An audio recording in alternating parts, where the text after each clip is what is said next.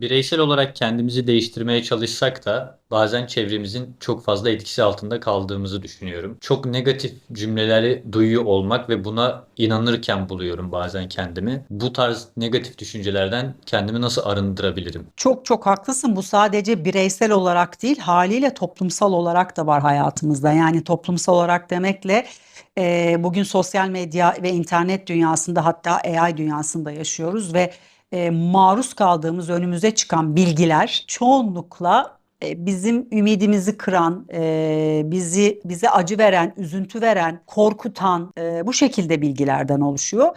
Hem bireysel olarak etrafımızdaki insanlar hem de dediğim gibi toplumsal, sosyal ortamlarda. Bir kere benim öğrendiğim bir şey var ki bunu birçok yerde defalarca ve defalarca önüme çıktığı için artık kesinlikle mutlak bir doğru olarak kabul ediyorum. Çünkü bunun bilimsel olarak da bir kanıtı var. Hayatımızdaki en çok interaksiyonumuzun olduğu, iletişimimizin olduğu 5 kişi zaman içinde o 5 kişinin bir versiyonu olduğumuza dair. Yani bunlar ailen de olabilir, bunlar eşin çocukların da olabilir, bunlar arkadaşların ya da mesainin büyük kısmını eğer bir iş yerinde geçiriyorsa iş yerindeki kişiler olabilir. İşte o zaman buradaki seçimi benim çok iyi yapmam lazım. Niye? Ailem dahi olsa o zaman oradan gelecek bilgiler ve negatif iletişimlere karşı sınırlarımı nasıl koruyacağımı çok iyi tespit edip öğrenmek ve bunu uygulamak benim elimde. Diğer taraftan bu 5 kişi gerçekten çok önemli. Bazen böyle çok uzun süren, böyle 50 yıl 60 yıl süren evliliklere bakın, dersiniz ki dışarıdan da bunu çok duymuşuzdur. Ya karı koca bunlar artık böyle kardeş gibi oldular. Birbirlerine çok benziyorlar.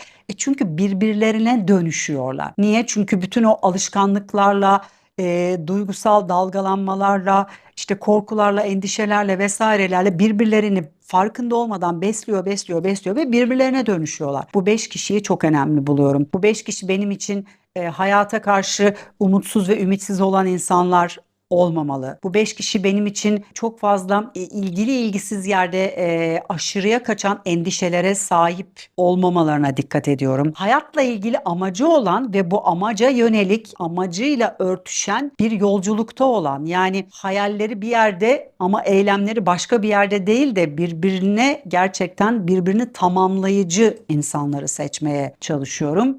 Hayatımda gerçekten bir dönem böyle olumsuz, hep başkalarını suçlayan, yani benim yüzümden değil de her şey yüzünden, ekonomi yüzünden, hükümet yüzünden, ülke yüzünden, kocam yüzünden, karım yüzünden, annem babam yüzünden, eğitimim yüzünden de yüzünden, hep böyle yüzündenle başlayan cümlelerle hayatını idame ettiren birkaç kişi, birkaç arkadaşlık deneyimim oldu.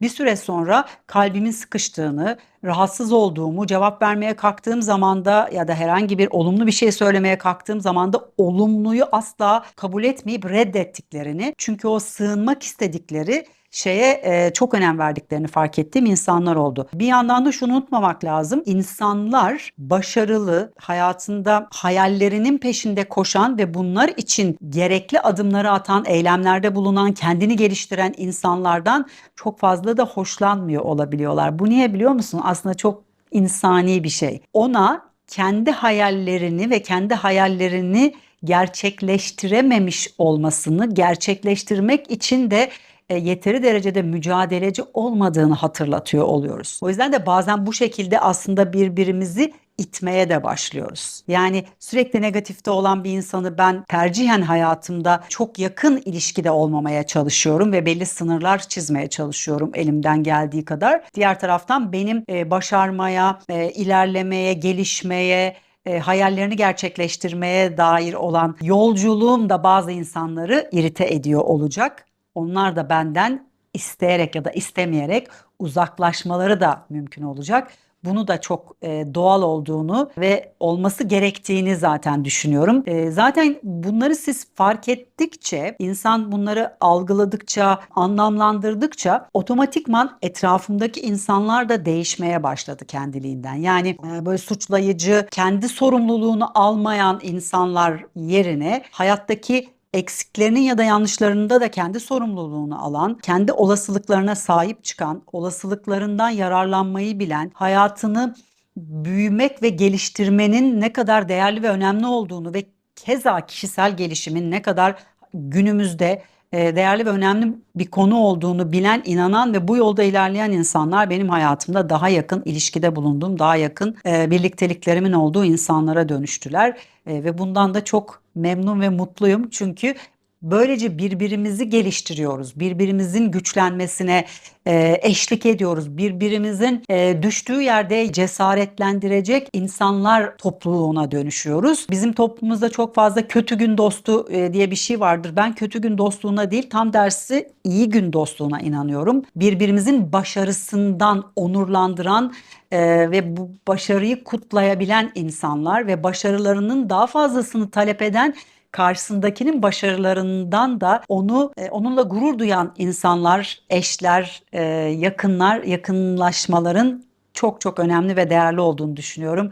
O yüzden elinden geldiği kadar negatif ve suçlayıcı ve sorumluluğunu almayan insanlarla ilişkilerinde sınır korumayı bilmenin, öğrenmenin de gerekli olduğuna inanıyorum.